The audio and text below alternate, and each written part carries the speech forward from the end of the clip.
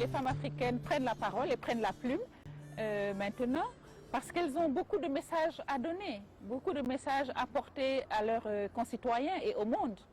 Notre portrait de notre société, il n'y a meilleur porte-parole que nous-mêmes. Et donc les femmes lettrées de plus en plus écrivent. Et celles qui écrivent incitent les autres à écrire. Et il y a plus qu'une émergence, il y a une floraison d'écrivaines, en tout cas au Sénégal.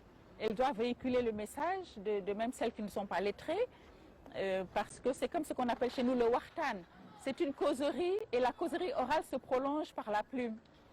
Et les plus connus chez nous en matière d'écriture, c'est Mariam Abba, avec une si longue lettre qui a été un succès mondial, édité dans plus de 36 langues, et Aminata Sow Fall.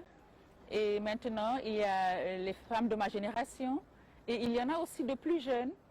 Et de ma génération, il y a Ramatoul Seck Samb, qui a fait un livre historique, inspiré de l'Éthiopie. Il y a Nafissatou Dia Diouf, qui est cadre dans le privé et qui a écrit Sociobiz, la vie dans l'administration, la vie au travail, voilà. Et il y a Sokhna Benga, qui a été lauréate du prix du président de la République.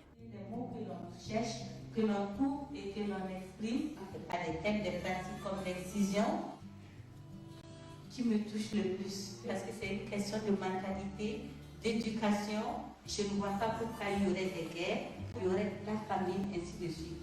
Les thèmes que nous abordons, ce sont des thèmes sociaux, et parmi lesquels l'excision.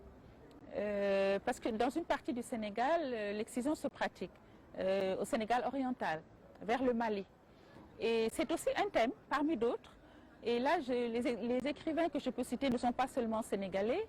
Les livres les plus importants sur ce plan, c'est le livre de la Guinéenne Feu Katoucha Niane, qui était mannequin, de chez Saint-Laurent et chez tous les grands, voilà, les grands stylistes français. Elle a écrit, ça s'appelle Dans ma chair, où elle a dit à quel point l'excision l'avait traumatisée et a influencé sa vie. Il y a aussi le roman intitulé Rebelle, écrit par Fatou Keita de Côte d'Ivoire, sur le même thème. Et d'autres romans où l'excision n'est pas le thème principal, mais nous aurons toujours à en parler et à écrire sur ce thème pour sensibiliser. Et c'est une lutte et chacun combat avec son arme. Et nous, notre arme, c'est la plume.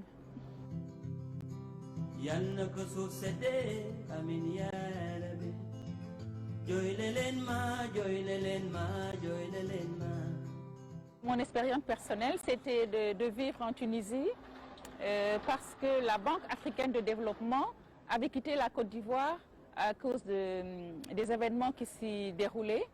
Et on pensait que ce n'était plus assez sécurisant et a été délocalisé en Tunisie. Dans mon livre d'Abidjan à Tunis, je cite effectivement des familles. Nous sommes allés en Tunisie, il y avait 1000 familles. Alors 1000 familles africaines, c'est facilement 5000 personnes qui arrivent tout d'un coup dans une grande ville et qui sont de race noire, même si bien sûr au Maroc comme en Tunisie il y a des noirs. Mais c'était là des noirs comme on n'a pas l'habitude de les voir, c'est-à-dire des noirs qui avaient un pouvoir d'achat très élevé et donc qui étaient des banquiers. Et ça a posé un problème un peu social. Et il ne faut pas avoir peur de le dire, on a été victime au début du racisme. Et nos enfants qui étaient à l'école avaient des problèmes. Quand ils arrêtaient un taxi, parfois le chauffeur de taxi ne voulait pas s'arrêter. Autant pour les Tunisiens que pour nous, c'était, on devait apprendre à vivre ensemble. Le prix Ivoire, qui récompense donc le meilleur roman de l'Afrique francophone chaque année. Et mon roman L'Arbre s'est penché, donc m'a permis de remporter ce prix l'année dernière. J'ai fait un hommage à ma défunte mère et c'était ma manière à moi de faire mon deuil. Parce que comme je dis, il y a des traditions qui diffèrent d'un pays à un autre, mais je ne sais pas si c'est dû à l'islam. Mais au Sénégal, la douleur, elle ne se crie pas, elle ne se hurle pas, on ne se roule pas par terre, il faut rester digne. Et cette douleur, elle existe, il faut l'exorciser.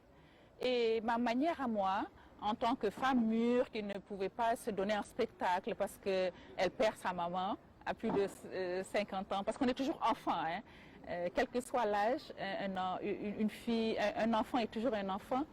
Et donc, j'ai pris ma plume pour écrire cette douleur, pour relater donc les funérailles qui ont quelque chose de social, qui sont importantes, et pour relater des moments heureux que j'ai passés avec ma mère.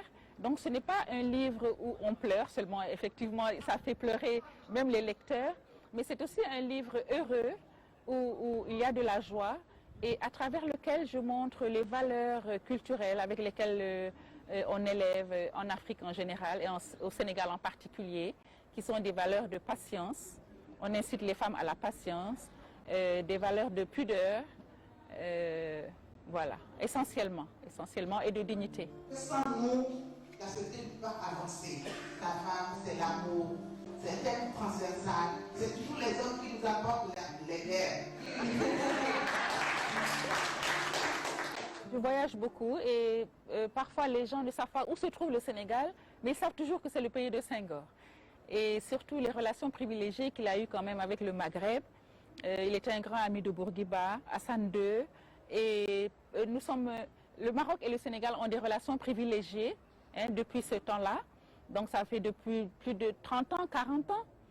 Et surtout sur le plan du livre aussi, il y a une coopération très dynamique, une coopération bilatérale qui marche très bien. Et je n'en veux pour preuve que le dernier salon du livre, l'avant-dernier, il y a 2 ans, le salon du livre de Dakar, qui est une biennale, avait pour pays invité d'honneur le Maroc. Et une forte délégation marocaine était venue chez nous avec de grands intellectuels, de grands conférenciers, dont les prestations ont marqué les Sénégalais. Je me souviens personnellement de la conférence de M. Bouaza Benachir sur la tradition orale marocaine. Ça avait été très intéressant. Et les autres conférences aussi, mais c'est celle-là qui me revient. Et le Maroc nous avait offert beaucoup de livres. Lorsqu'ils partaient, ils avaient offert des milliers de livres au Sénégal. Ils n'ont pas voulu les ramener au Maroc, ils nous les ont offerts à la direction du livre et de la lecture. Donc on les a distribués sur toute l'étendue du territoire et ça a fait beaucoup de bonheur.